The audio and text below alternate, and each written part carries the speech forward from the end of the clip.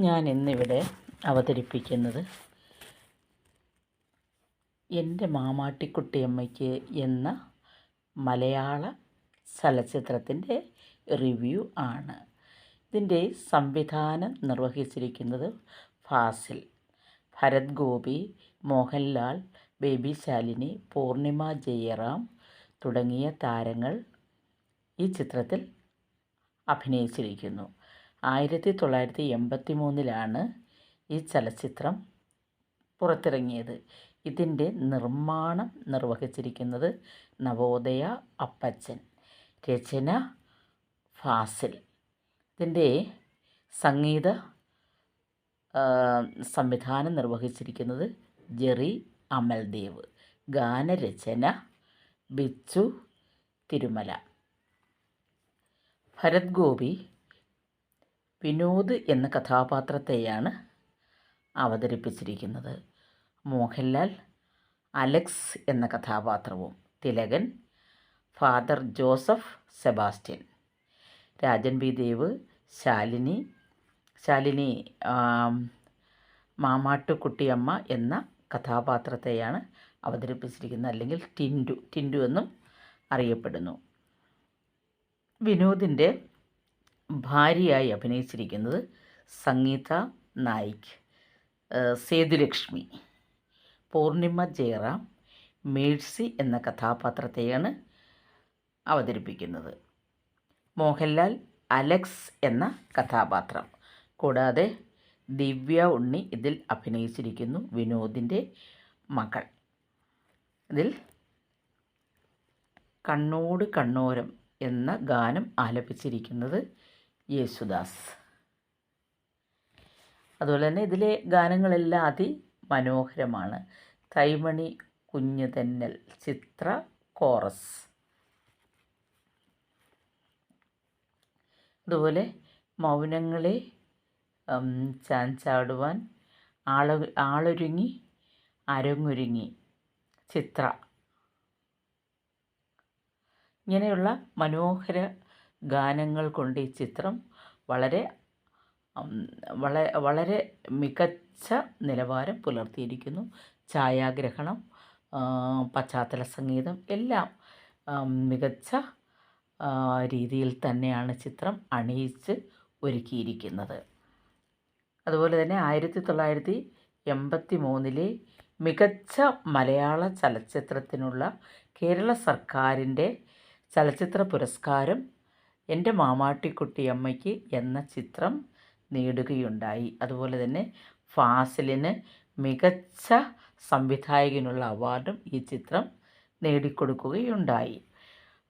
അതുപോലെ തന്നെ ആ വർഷത്തെ മികച്ച നടനുള്ള അവാർഡ് ഭരത് ഗോപിക്ക് ലഭിച്ചു. അതുപോലെ തന്നെ ഏറ്റവും മികച്ച ബാലതാരത്തിനുള്ള അവാർഡ് ബേബി ശാലിനി കരസ്ഥമാക്കുകയുണ്ടായി. എന്തുകൊണ്ടും ഇത്രയൊക്കെയാണ് ഈ മലയാള ചലച്ചിത്രത്തിൻ്റെ പൊതുവായിട്ടുള്ള കാര്യങ്ങൾ. അപ്പം ഇതിൻ്റെ കഥ എന്ന് പറയുന്നത്, ഇതിൻ്റെ ഒരു കഥ എന്ന് പറയുന്നത്, ഇതിൽ വിനോദിനും സേതുലക്ഷ്മിക്കും ഒരു മകളുണ്ടായിരുന്നു. ആ കുഞ്ഞ് ഒരു ബോട്ട് യാത്രയ്ക്കിടയിൽ വെള്ളത്തിൽ വീണ് മരിച്ചുപോയി. അപ്പോൾ ഈ കുഞ്ഞിൻ്റെ അവരുടെ മകളായിട്ട് അഭിനയിക്കുന്നത്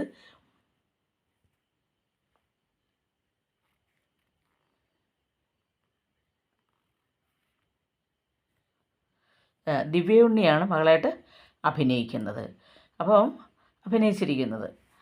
അപ്പോൾ ഈ കുഞ്ഞ് നഷ്ടപ്പെട്ട വേദനയിൽ ഇവർ കഴിയുമ്പോൾ ഒരു മക്കളില്ലാത്ത ഈ ദമ്പതികൾ ഒരു കുഞ്ഞിനെ ദത്തെടുക്കുവാൻ തീരുമാനിച്ചു. അങ്ങനെ അനാഥാലയത്തിൽ നിന്ന് ഒരു കുഞ്ഞിനെ ദത്തെടുക്കുന്നതാണ് ഈ കഥയുടെ ഒരു കഥയുടെ ഒരു ഭാഗം നമുക്ക് കാണുവാൻ സാധിക്കുന്നത്.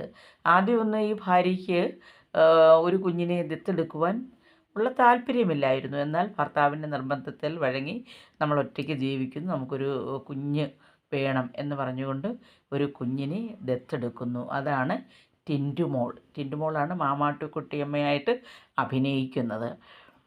അപ്പോൾ അതാണ് എൻ്റെ മാമാട്ടിക്കുട്ടിയമ്മയ്ക്ക്. അപ്പോൾ കുഞ്ഞിനെ ദത്തെടുത്ത് കഴിഞ്ഞപ്പോൾ അപ്പോൾ അവർ അപ്പോൾ അന്ന് കുഞ്ഞിൻ്റെ ആ വേഷങ്ങളൊക്കെ കണ്ടല്ലോ. ഇത്ര അധികം ഒരു നല്ല ഒരു ബാലതാരം മലയാള സിനിമയിൽ അഭിനയിച്ചിട്ടുണ്ടോ എന്നുള്ളത് വളരെ അഭിനയിച്ചിട്ടുണ്ടോ എന്നത് സംശയമാണ്. ഇനി ഇങ്ങനൊരു ബാലതാരം ഉണ്ടാകുമോ? അത്രമാത്രം എന്ത് മികച്ച അഭിനയമാണ് ഈ കുഞ്ഞ് കാഴ്ചവെച്ചിരിക്കുന്നത്. ഒരു കൊച്ചു കുട്ടിയാണെങ്കിൽ പോലും അതിൻ്റെ ഓരോ പെർഫോമൻസ്, ഡാൻസ്, അതുപോലെ സംഭാഷണം, അതിൻ്റെ ചാതുര്യം നിറഞ്ഞ പ്രവർത്തനങ്ങൾ, എന്താ ഈ കുട്ടി അഭിനയിക്കുകയാണ് ഈ കുഞ്ഞ്. ഈ അഭിനയിക്കുവാൻ വേണ്ടി തന്നെയാണോ ഈ കുഞ്ഞ് ഈ ഭൂമിയിലേക്ക് ജനിച്ചത് എന്നൊക്കെ നമുക്ക് ഈ കുട്ടിയെ കണ്ടാൽ ആരും തന്നെ മറക്കില്ല. ഒരു കാലത്ത് ബേബി ശാലിനിയുടെ പടങ്ങളെല്ലാം തന്നെ തിയേറ്ററുകൾ ഓടുകയുണ്ടായി. ഇത്രയൊരു ബാലതാരത്തെ നമ്മൾ കണ്ടിട്ടില്ല എന്ന് തന്നെ വേണം പറയാൻ. മറ്റ് മികച്ച സൂപ്പർ സ്റ്റാറുകളെ പോലെ തന്നെ കിടപിടിക്കുന്ന ഒരു ശാലിനി ഉണ്ടെങ്കിൽ ആ പടം ബോക്സ് ഓഫീസ് ഹിറ്റാകും എന്ന നിലയിലായിരുന്നു. കാരണം പ്രേക്ഷകരെല്ലാവരും ഒന്നടങ്കം ഇഷ്ടപ്പെട്ട ഒരു കുഞ്ഞായിരുന്നു. ഒരു ബാലതാരം തന്നെയായിരുന്നു ബേബി ശാലിനി. എന്ന് പറയുമ്പോൾ ബേബി ശാലിനിയുടെ ആ ഹെയർ സ്റ്റൈൽ, എത്രയോ കുട്ടികൾ ആ ഹെയർ സ്റ്റൈൽ തന്നെ ബേബി ശാലിനിയായിട്ട് അനുകരിച്ചു.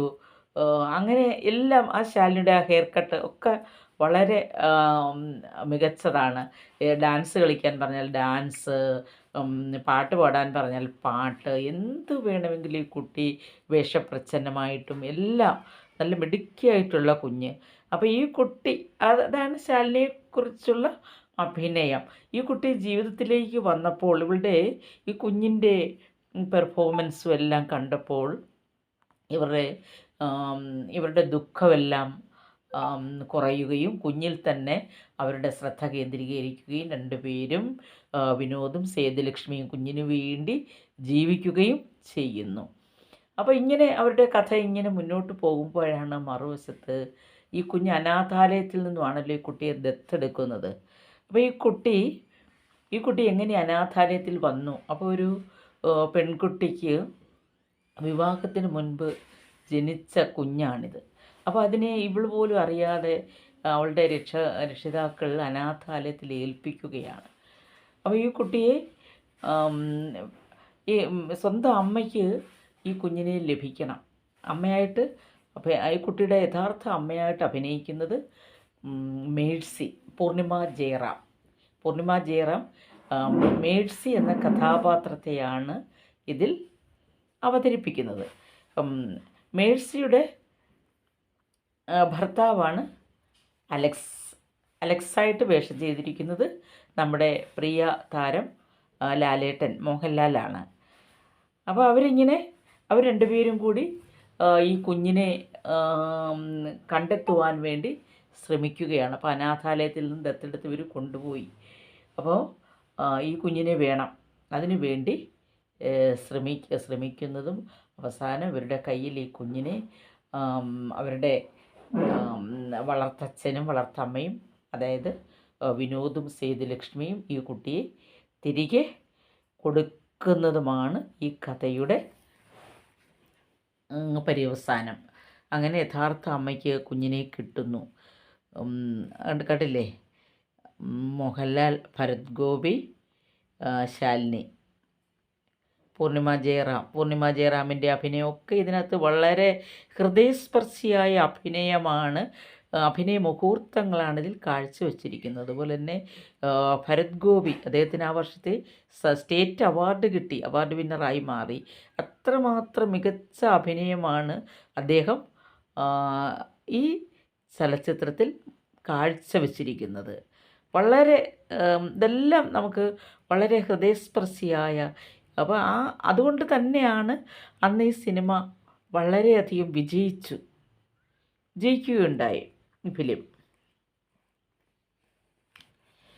അങ്ങനെ വിജയിച്ചു. എല്ലാവരും ഒന്നടങ്കം ശാലിനിയെ ഏറ്റെടുത്തു. കേരളക്കരയാകെ ഈ കുട്ടിയുടെ പെർഫോമൻസ് കണ്ടിട്ട്, മികവ് കണ്ടിട്ട് പിന്നീട് തന്നെ എത്രയോ സിനിമകളിൽ ഈ കുട്ടിയുടെ വൈഭവം അവൾ കാണിക്കുകയും എത്രയോ സിനിമകളിൽ മികച്ച നിലവാരം കാഴ്ചവെച്ച് എല്ലാവരുടെയും പ്രിയങ്കരിയായി ഈ കുട്ടി മാറുകയുണ്ടായി. അതുപോലെ തന്നെ എല്ലാ ആളുകൾക്കും ഇഷ്ടപ്പെട്ട ഒരു നടി തന്നെയാണ് പൂർണിമ ജയറാം. പൂർണിമ ജയറാമിനെ ഇന്നും നമ്മൾ ഓർക്കുമ്പോൾ ഒരു ശാലീന സൗന്ദര്യത്തിനുടമയാണ്.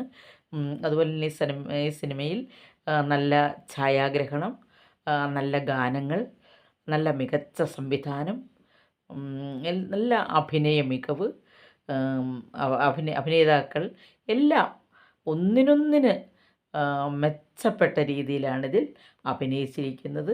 എല്ലാം കൊണ്ടും മികച്ച ഒരു മലയാള ചലച്ചിത്രമായിരുന്നു ഈ മാമാട്ടിക്കുട്ടിയമ്മ. ഒരു മലയാളിയും ഒരിക്കലും മറക്കാത്ത ഒരു ചലച്ചിത്രം തന്നെയാണ് ഇത്.